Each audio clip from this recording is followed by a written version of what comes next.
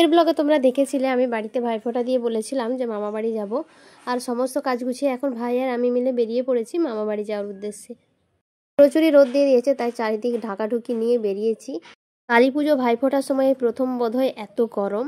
এদিকে রাস্তার মাঝে একটু দাঁড়িয়েছি, প্রচণ্ড পরিমাণে ভিড় এখন রাস্তায়। নেব একটু মালা গুনছি, আর ভাই বাইকে যাচ্ছি, মা আর মাসি মিলে গাড়িতে চলে গেছে। বাড়ি এসে মামার ফার্মের দিকে এসেছিলাম। আমার মামার এরকম ফার্ম আছে মুরগি পালনের জন্য। আর সাথে কাকে নিয়ে এসেছি দেখো, পান্তুয়াকে নিয়ে এসেছি। ওকে আমি পান্তুয়া বলেই ডাকি, দেখো পান্তুয়ার মতোই দেখতে। আমার দিদির ছেলে। বাড়ি এসে নিয়ে এখন আমি মিষ্টিগুলো সাজিয়ে রাখছি। আমি আমার দাদাদেরকে ফোঁটা দেবো, সেই জন্য আগে থেকে বাড়িতে আমি রেডি করে নিয়ে চলে এসেছিলাম। এক গাদা খাপ আনার থেকে সমস্ত কিছু আমি একটা খাপে ভরে নিয়েছিলাম, ওটা এখন রেডি করছি। আর আমার ভাইকেও ফোঁটা দেবে আমার মামার মেয়েরা, ওরা আলাদা মিষ্টি অবশ্য এনেছে, আমি আমার মতো নিয়ে এসেছি। বড়দের দিয়ে শুরু হলো, আগে মামাকে ফোঁটা দেবে মা আর মাসিরা মিলে। সবার সাথে তোমাদের আলাপ করে দিই। এদিকে আমার বড় মামাকে ফোঁটা দেবে মেজো মাসি, মা আর বড় মাসি। মামা এই মুহূর্তে ছিল না, তাই ছোট মামাকে দেখাতে পারলাম না। মামা বিকেলের দিকে চলে আসবে, তারপর ফোঁটা হবে। এদিকে বড় মামা যে পাঞ্জাবিটার প্যান্টটা পরে আছে, ওটা ফোঁটাতে মা গিফট করেছে।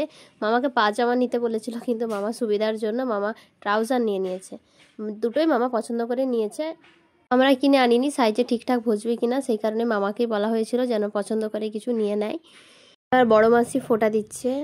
মাসিদের দেওয়া হয়ে গেলে তারপরে আমরা দেব। আর এটা আমার মেজো মাসি। মেজো মাসিও মামাদের জন্য শার্ট এনেছে, পরে দেখাচ্ছি। আর বড় মাসিও টাকা দিয়ে দিয়েছে। এবার হচ্ছে মায়ের পালা, মা এখন ফোঁটা দিচ্ছে। আর আজ আমার দিদার আনন্দ যে কত গুণ তোমাদেরকে বলেও বোঝাতে পারবো না, ভীষণ এক্সাইটেড হয়ে গেছে। মানে একজন ছেড়ে 3টে মেয়ে একসাথে, এখন এদের ফোঁটা টোটা হয়ে গেছে। এখন মামাদের কিছু ফটো তুলে দেব। মামা থাকলে ফ্রেমটা ভালো হতো, কিন্তু কি আর করা যায়। এদিকে নাতিকে নিয়ে মামার কিছু ফটো তুলে দিচ্ছিলাম, আর ও এত কাঁদছিল, কারোর কাছে যেতে চাইছে না। মামা এখন গিফটগুলো পরে পরে দেখছে। এই ড্রেসটা দিয়েছে মামাকে মেজো মাসি, ওর একটা প্রিন্ট। আর এরপর আমাদের পালা এসেছে, আমার ভাইকেও ফোঁটা দিচ্ছে আমার মামার 2 মেয়ে, আর আমি দেবো দাদাকে। ভাইকে তো আমি বাড়ি থেকে দিয়ে এসেছি, দিদি এখন দাদাকে ফোঁটা দিচ্ছে। আগে দিদি দিয়ে নোক, তারপর আমরা দেব। আরেকটা দাদা থাকার কথা ছিল আমার মাসির ছেলে, কিন্তু দাদার একটা কারণবশত দাদাকে এই বছর ফোঁটা দিতে নেই, সেই কারণে দাদাকে আর ডাকিনি। আমার বড় মামার ছেলে আর বড় মামার মেয়ে। এরপর দিদি দিচ্ছে ভাইকে ফোঁটা। ভাই তো মামা বাড়ি বেশি আসেই নাই ফোঁটা টোটাতে, দিদির হাতে বোধহয় প্রথম বছর ফোঁটা হলো ওর। এরপর দিচ্ছে শিল্পা, মানে আমার ছোটো মামার মেয়ে। আর এদিকে দাদা প্রথম দিকে হাসিয়েই চলেছে, আমরা বেশ হাসি মজা করে সময়টা কাটাচ্ছিলাম আর কি। দিদিরা এত তাড়াই ছিল, ওদের দুইজনেরই একদম ছোট ছোট বাচ্চা, সেই কারণে বেচারিরা একটা শাড়ি অবধি পরতে পারেনি ইচ্ছে থাকলেও।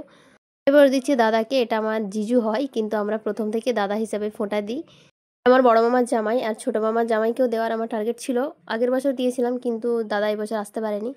আর এসেছে আমার দাদাকে ফোঁটা দিতে। ওদের সবার কমপ্লিট হয়ে গেছে। এত মিষ্টি যে কেন নিয়ে এসেছি নিজেও জানি না, ওরা কিছু মিষ্টি ফিষ্টি খাচ্ছেই না। দেখো 3টে প্লেট সাজানোই আছে।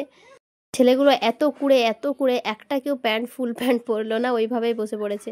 নিয়ে অর্পণদাকে বোধহয় আমার 2 বছর ফোঁটা দেওয়া হলো। মামা বাড়ির সেরকম ফোঁটার সময় আসা হয় না, তোমরা তো জানোই বাড়ির পুজো থাকে, দিদিরাও আসে, সেই জন্য আসা হয় না। এবছর এলাম, এবছরও দিলাম। ফোঁটা পেয়ে ছেলের মুখে হাসিটা শুধু দেখো। যাই হোক, মামা বাড়ি এলে আমরা এইভাবেই মজা করে দিনটা কাটাই। দাদা এদিকে আবার প্রণাম নিতে চাইছে না কোনো মতেই, ওরা আবার গিফট নিয়ে এসছে, আমি ওটা নিতে চাইছিলাম না, কিন্তু দাদা থালাতে দুজনে দুটো দিয়ে দিয়েছে, আমার আর শিল্পার। তো তাহলে আমাদের ফোটার পর্বটা এইভাবেই কমপ্লিট হলো। এবার কিছু ছবি তুলে নেব, তাহলে ফুলফিল।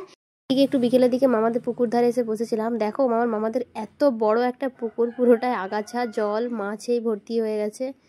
তো তাহলে আজকের ব্লগ এখানে রাখছি, দেখা হচ্ছে পরের কোনো ব্লগে, টাটা।